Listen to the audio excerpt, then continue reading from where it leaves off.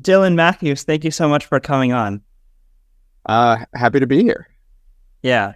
All right. So to start, how about we start by giving the audiences the rundown on you? Like, when it comes to your work, how much of it, when it comes to and the politics that you often commentate on in your articles, what would you say is like the over under? What do you say is the ratio between like sort of like wonky economic like commentary that is like sort of applicable over a long scale of time, and how much of it is more like present day weedsy politics about, like, for example, like an assassination attempt on Trump, for example? Sure. I would say it's like at this point, it's maybe sort of 90-20 or 90-10. Math is failing me.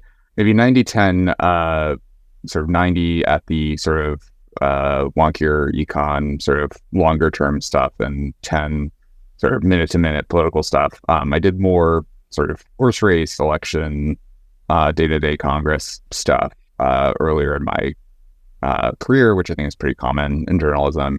I wound up sort of working on our Trump assassination post, but that was just that it was like a Saturday evening or Friday or Saturday evening, and I was in a hotel room for a conference, and I wasn't doing anything, and like they needed bodies, and so that was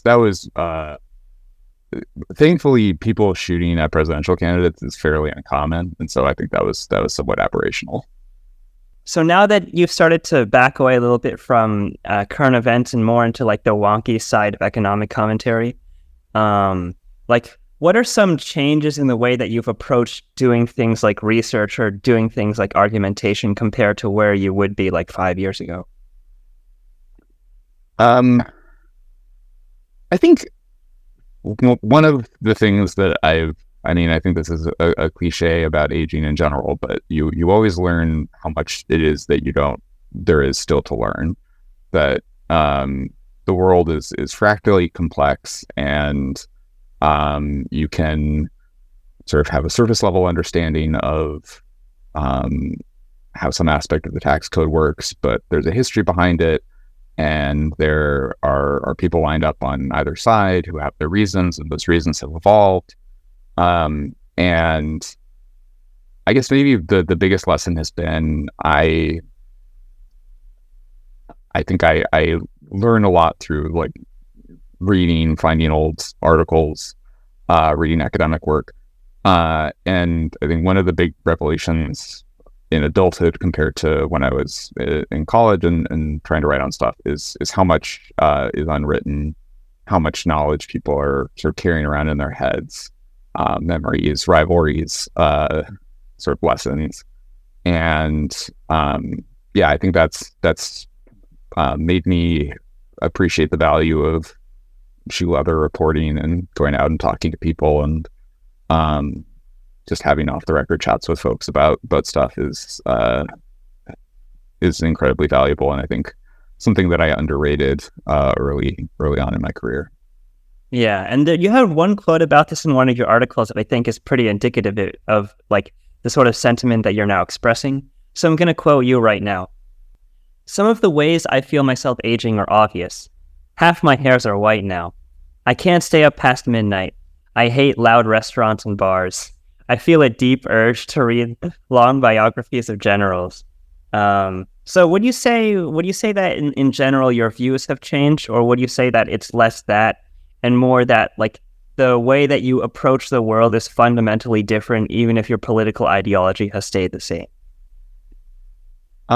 Before I get into that, my wife has asked that I correct myself somewhat and say that while I don't strictly read a lot of long biographies of generals, I largely read them of bureaucrats. I think my two big ones this year were The Power Broker, which is about a city planner, and Beverly Cage's biography of J. Edgar Hoover.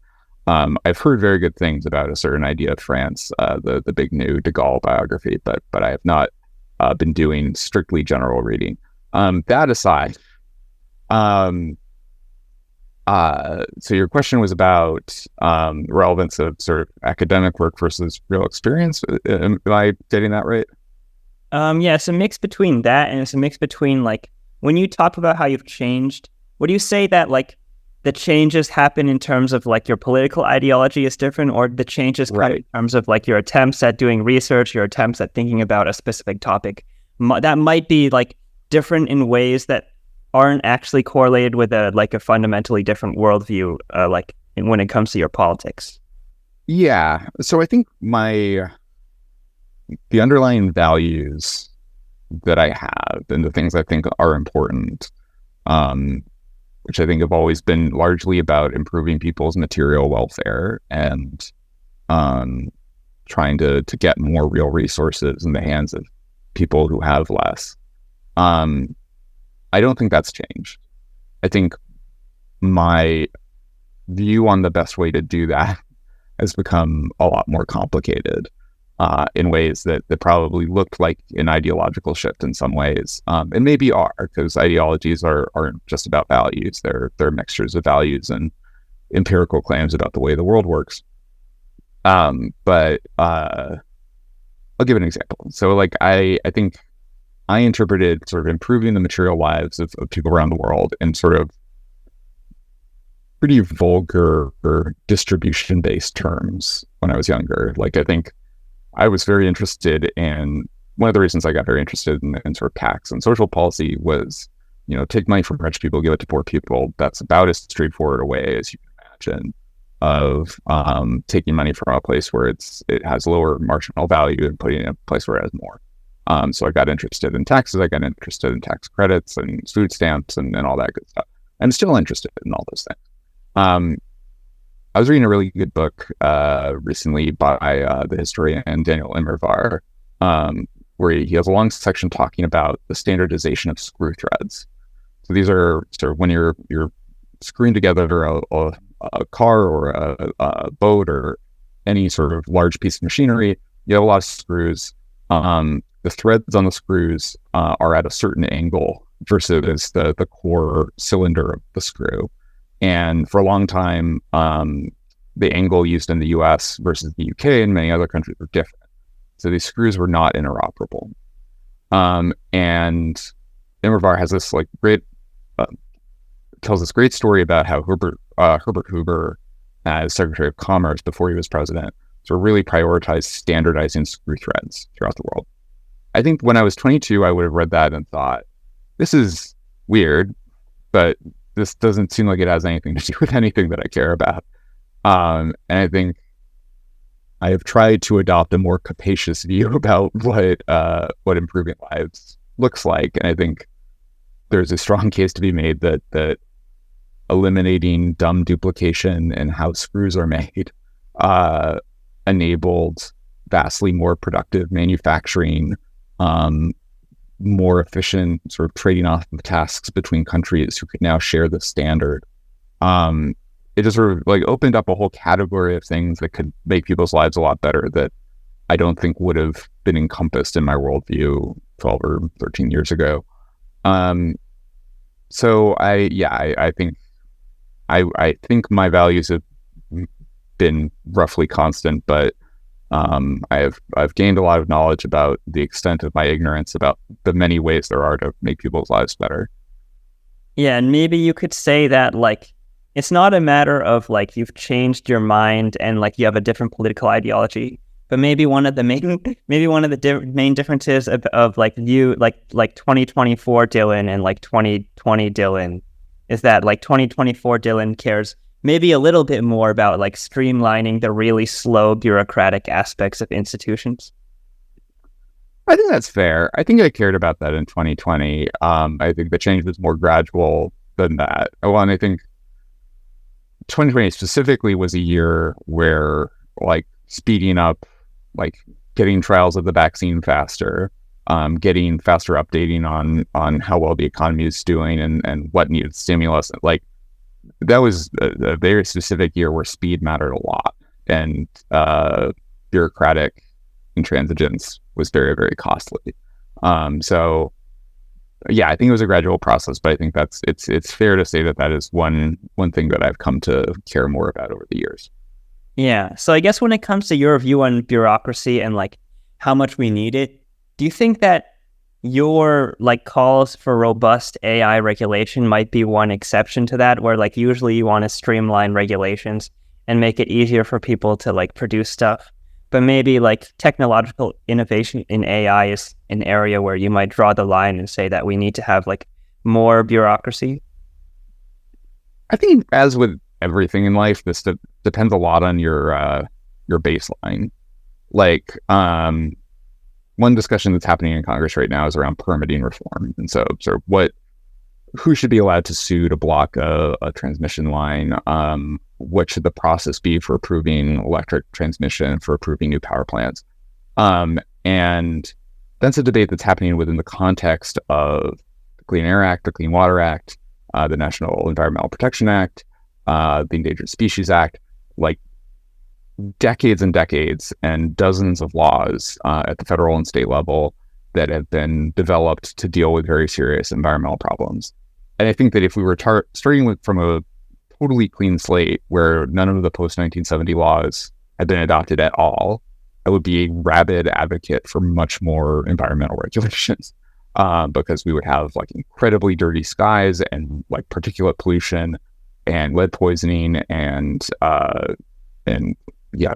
polluted water, and what would be killing tons of people.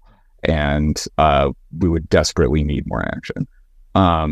As it stands, that is not our status quo. And I think like once you have a robust regulatory state, it's worth asking how to streamline it, how to make it work more effectively. AI is more or less not regulated at all. And I think that was a fair attitude to take toward much of the early internet for the 90s, the 2000s, even the 2010s. It does not seem to be a reasonable thing to do with systems that are this potentially powerful. And I think there are fair criticisms of the specific way that California is going about this, but it is not like we're coming from a situation where you have a robust regulatory system and you have to sort of trade off really difficult questions about sort of whether it's too strict or not strict enough. Though, like, there isn't a regulatory system, and the question is like, should we establish one at all? Yeah, I think we should, but I think that's largely because we're starting from a baseline of near total deregulation. To what extent do your views on AI regulation, to what extent do you think that they're a product of your history as an effective altruist, and like the way that like effective altruists have often predicted AI as being like a risk that people should be more aware of? Do you think that your history as an effective altruist has affected your views on AI regulation?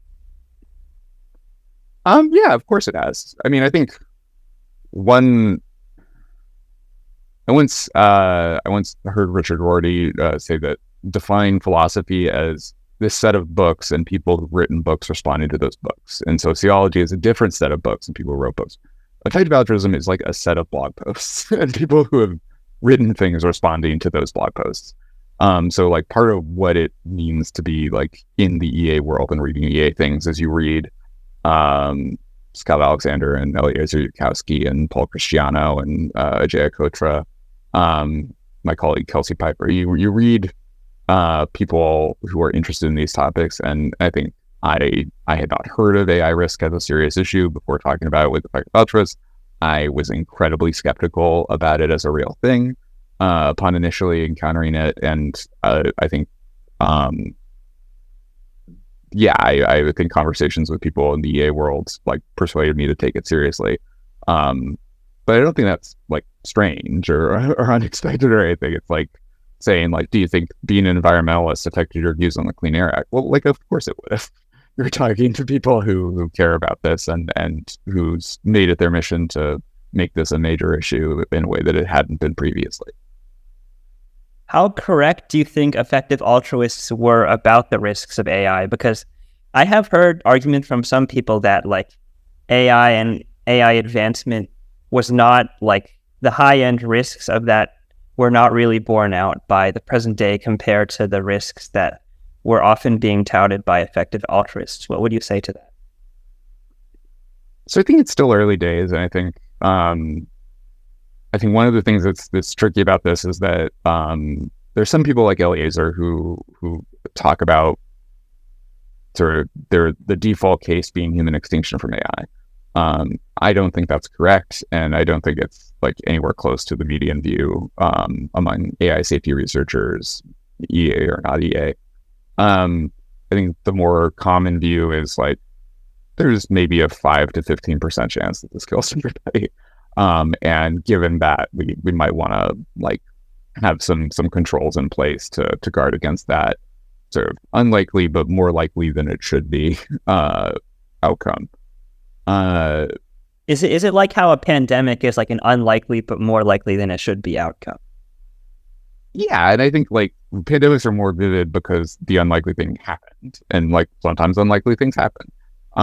But yeah, it like if you were going around as we at Future Perfect were to our own horn a little bit in 2018 and 2019, saying like the risk of a pandemic was really high, and then a pandemic hadn't happened, it would not be correct to then come back and be like, well, these guys were like completely full of shit.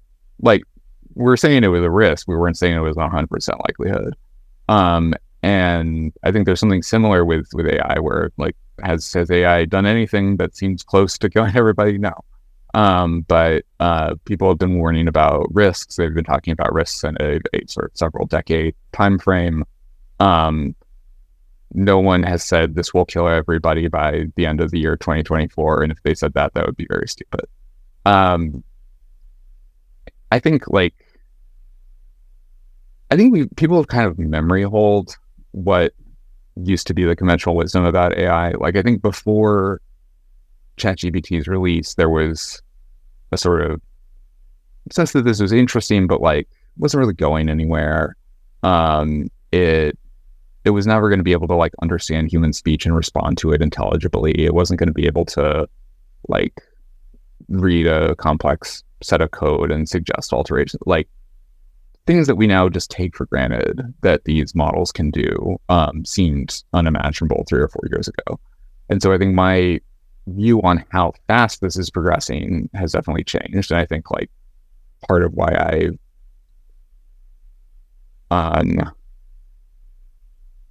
part of what I've changed my mind on is sort of how fast my sort of timelines on when if we get human level AI, and I think those have gotten faster just because it seems like AI has been accelerating faster than I thought it was, and I think that makes me take the people like folks in the EA world who are predicting really fast AI advancement more seriously, because that's just an empirical thing that they got right that I think some of their detractors were less correct about.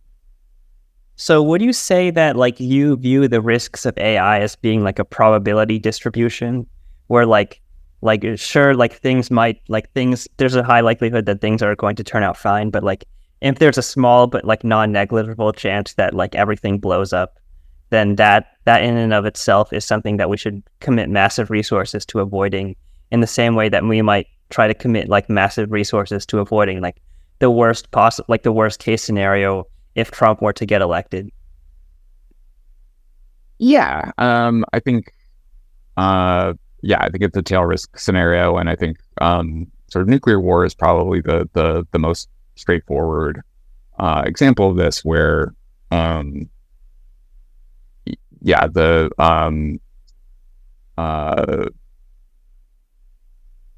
there was not a nuclear war during the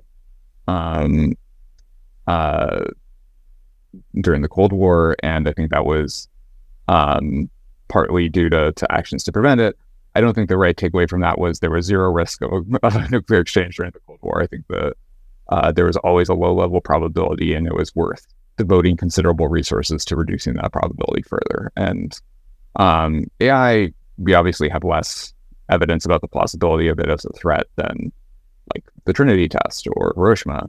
But we have some indications that these systems are very powerful, and that they might be difficult to control. And yeah, I think that's makes catastrophic risks within the realm of plausibility and worth taking seriously.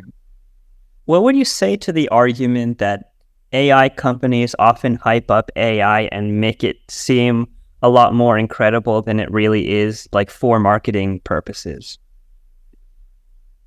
Um, I think that's crazy.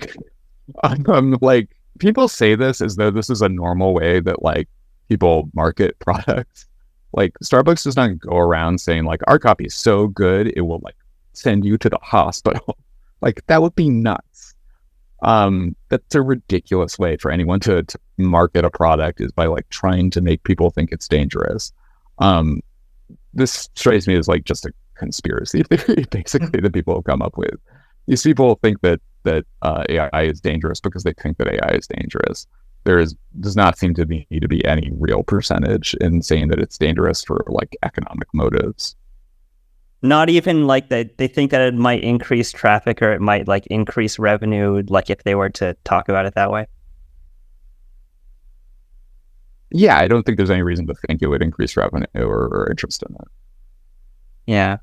Do you want to just completely change the subject and now talk about the budget deficit? Yeah, sure, why not?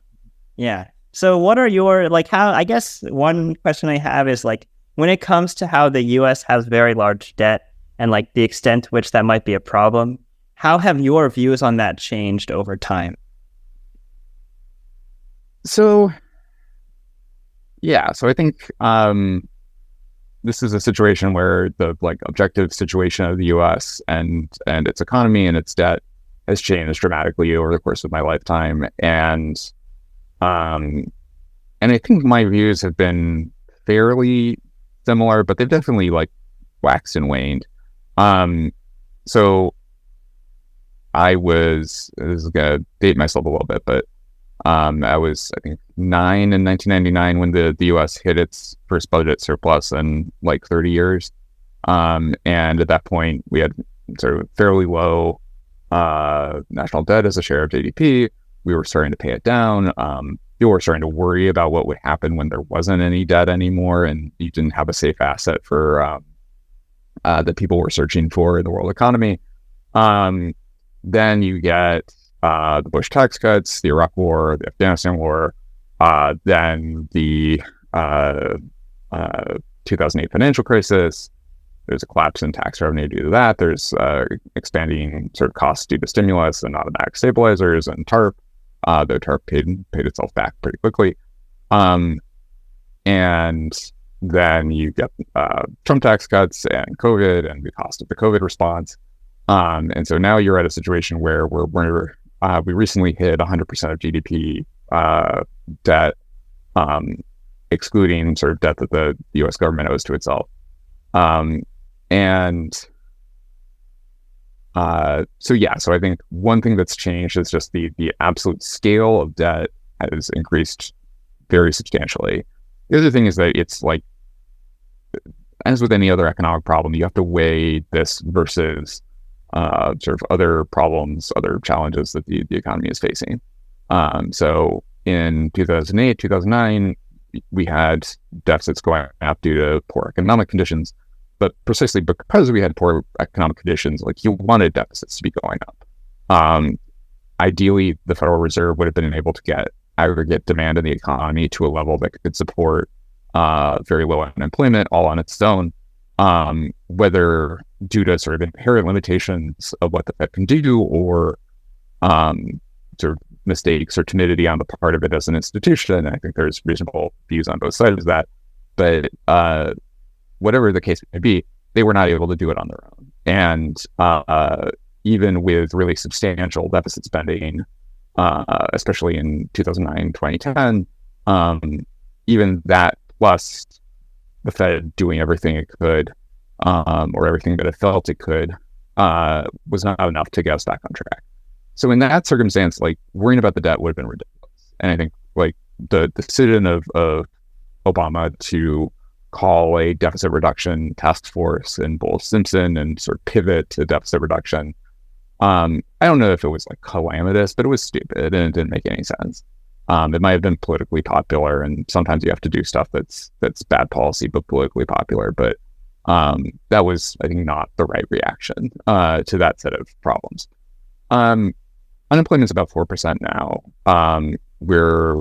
The economy is growing at a reasonable clip. We're at full employment. Wages are rising. We have some longer term problems in terms of slow productivity growth, kind of sluggish economic growth due to demographic challenges and other things.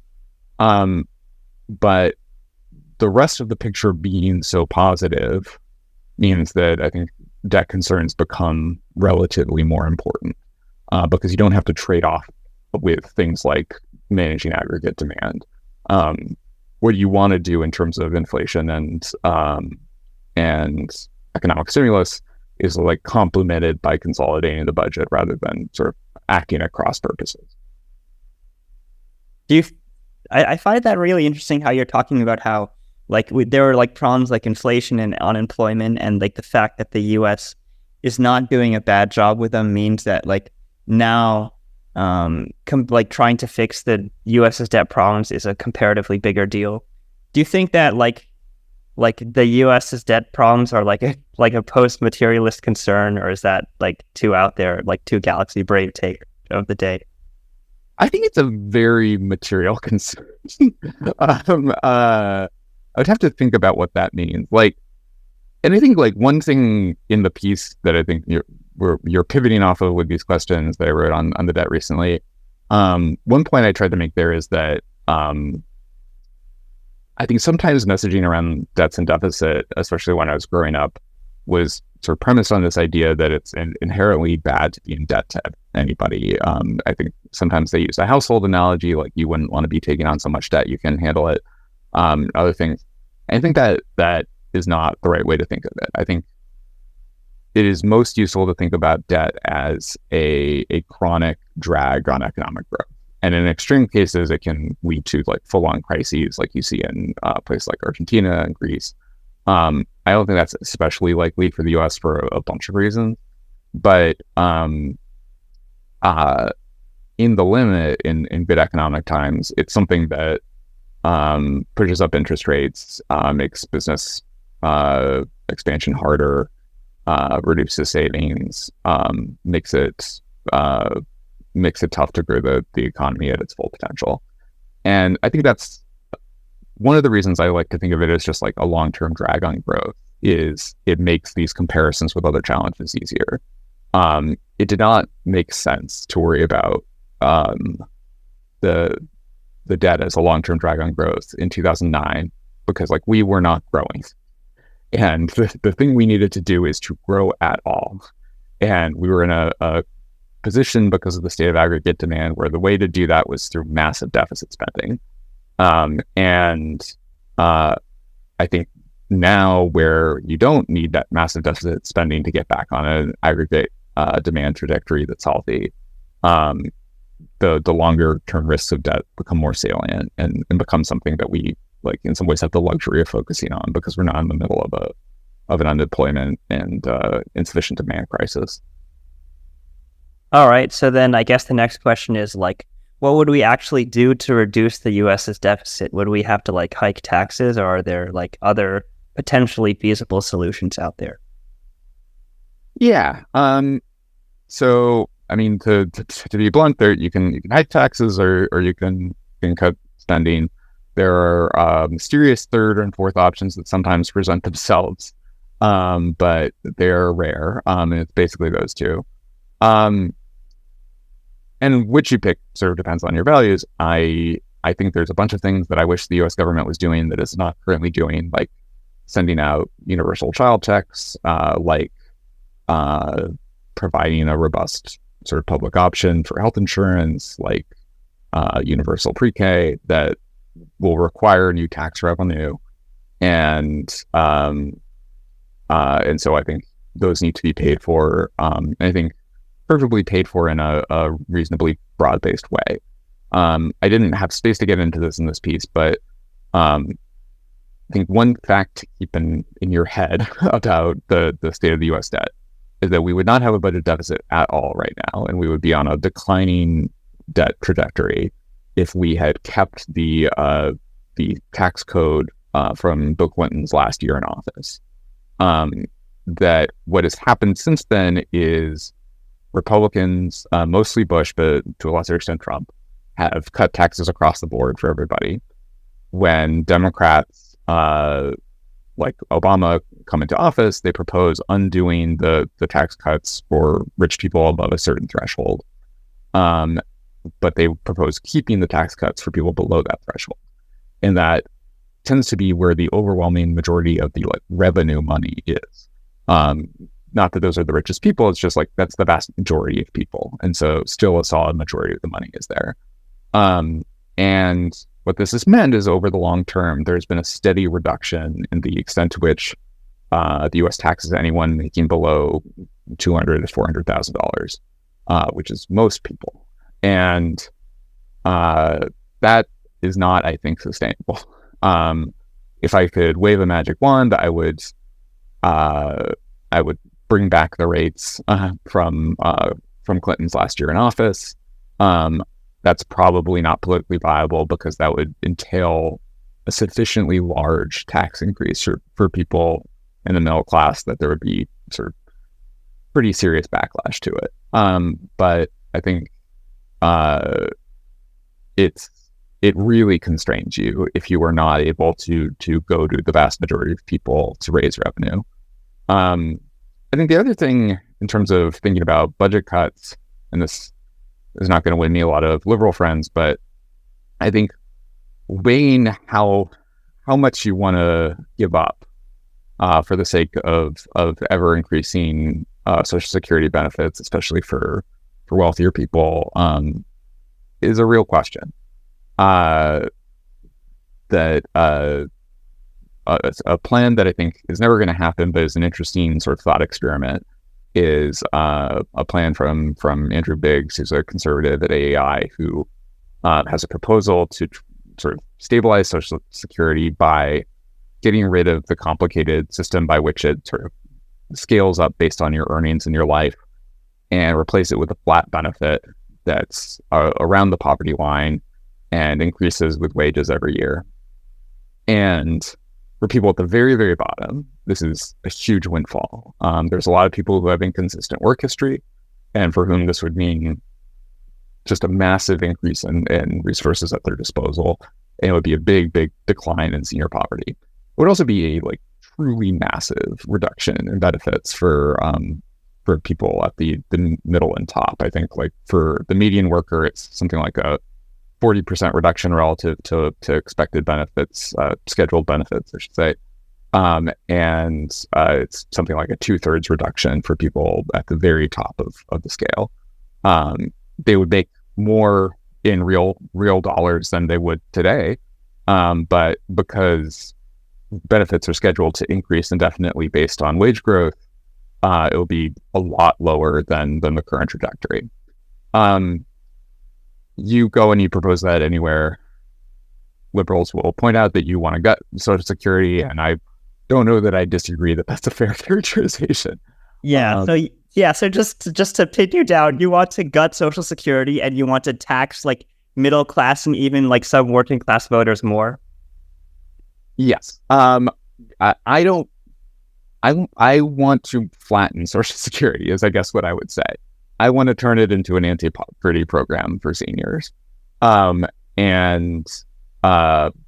I think the alternative is really massive tax increases, including on the middle class, for the benefit of higher income seniors. And I think there is no real egalitarian case for that. I think that that is a waste of tax revenue and of political capital in service of making the U.S. government even more tilted toward its oldest residents than it already is. And yeah, I don't think that's where like liberals and egalitarians broadly should be focusing their efforts. And if it frees up revenue and budget space for other things, for pre-K, for kids, for investments in human capital, then that seems like a rebalancing that is quite useful. What would you say to some liberal that might hear what you're saying and just say, "Oh, this can all be solved if we just tax like the top 1% or the top like 5% of society a lot more"? So I'd say two things. One is no, it can't. So in the Social Security case specifically, um, the proposal people often have is that currently income payroll above a certain cap, it's now about I think $170,000 a year, isn't subject to payroll taxes. And so what if you just got rid of that cap? That's not enough. I think it raises about like 65-70% of the money you would need to close Social Security's shortfall. So you still need substantial either benefit cuts or revenue increases on top of that. Two, that's a really big tax increase. The Social Security rate is across both employer and employee. It is 12.4, and Bill Clinton almost raised taxes on rich people that much in 1993, but he didn't even go that far. Obama didn't get anywhere close. Biden was not able to pass any marginal rate increases on the wealthy. And so this is like, in practice, something that doesn't happen that often. You don't often get legislative majorities to raise taxes on rich people considerably. But like theoretically, if it did happen, would that be sufficient? 12.4 points would not be sufficient for Social Security.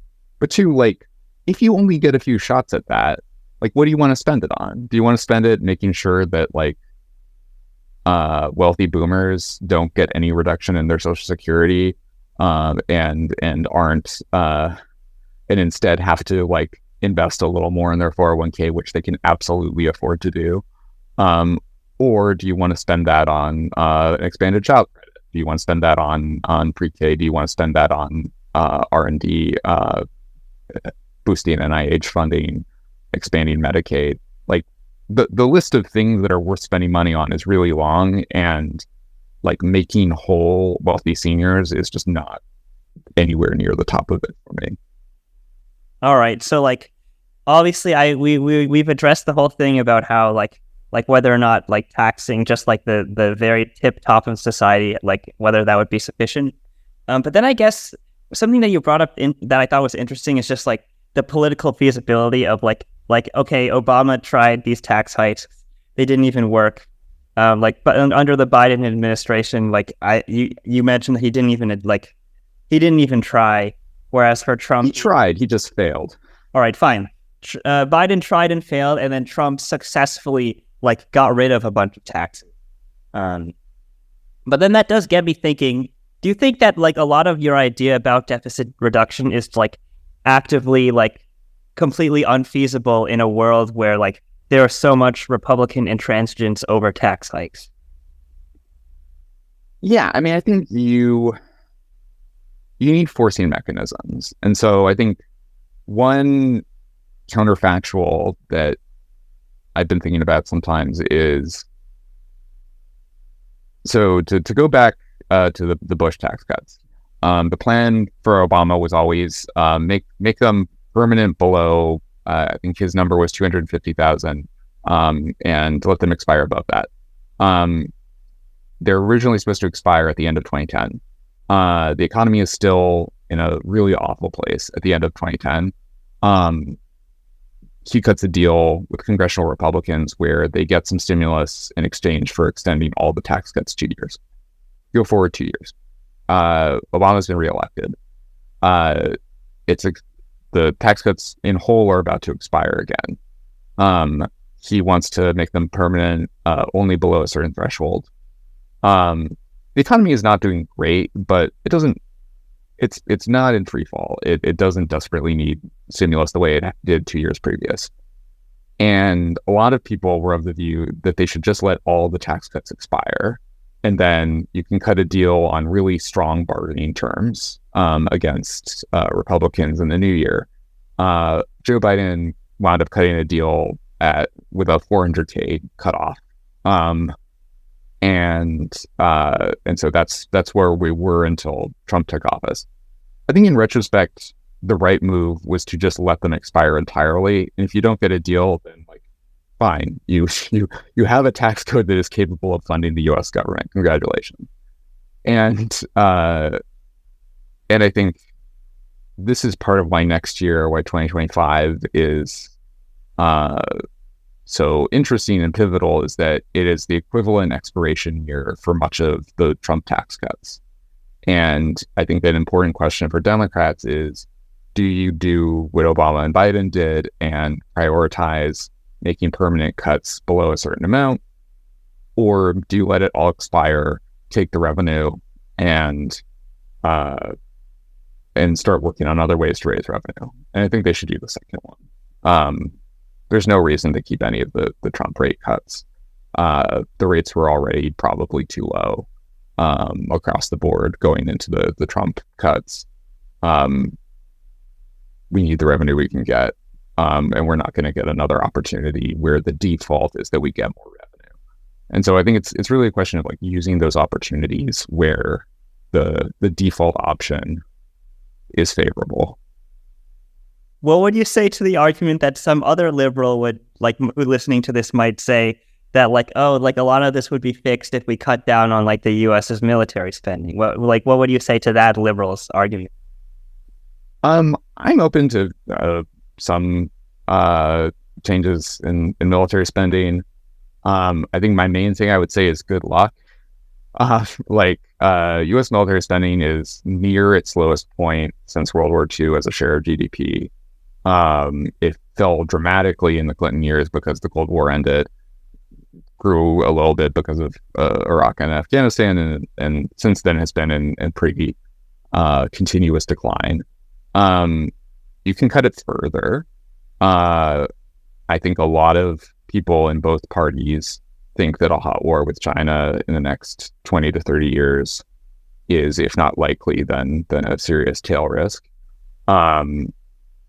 You had Roger Wicker, who's the head Republican appropriator for armed services, say that he wants what adds up to maybe $10 trillion over a decade in new spending for defense to counter China, which got buy-in from, I think, most of the Republican caucus.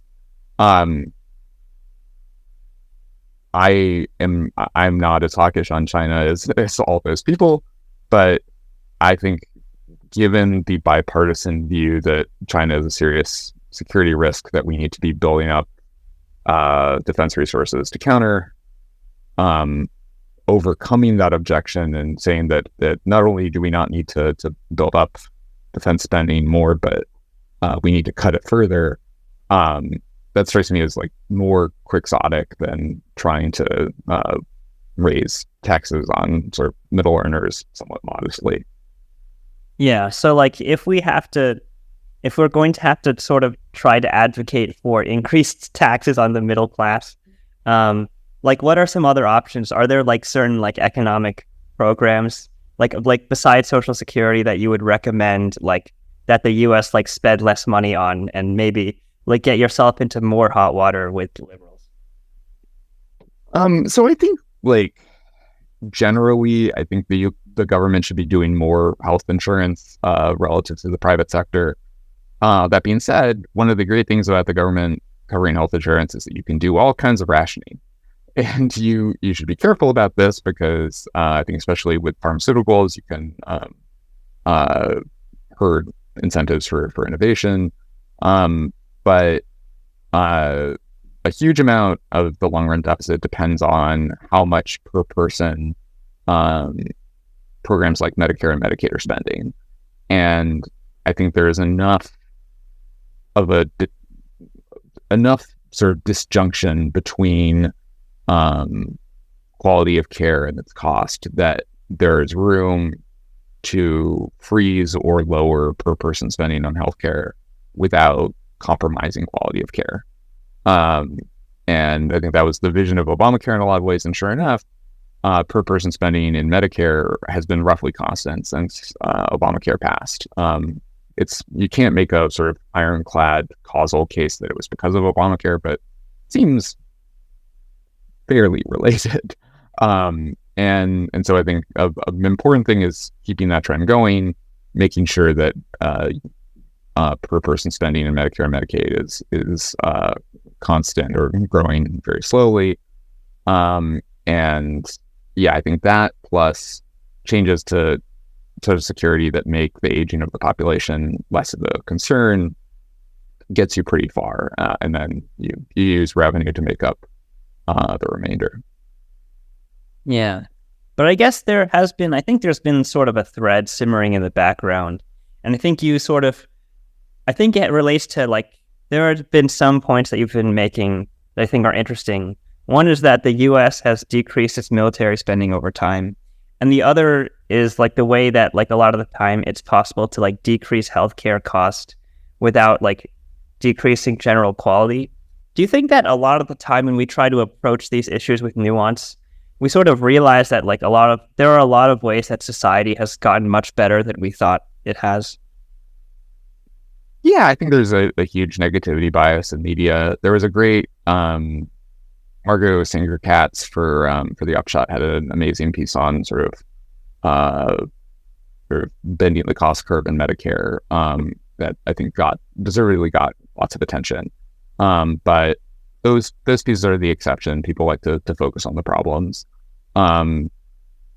I was reading some of the sort of early history of Medicaid. There's a great book by Jonathan Engel called Poor People's Medicine that tells sort of the story of Medicaid over many years.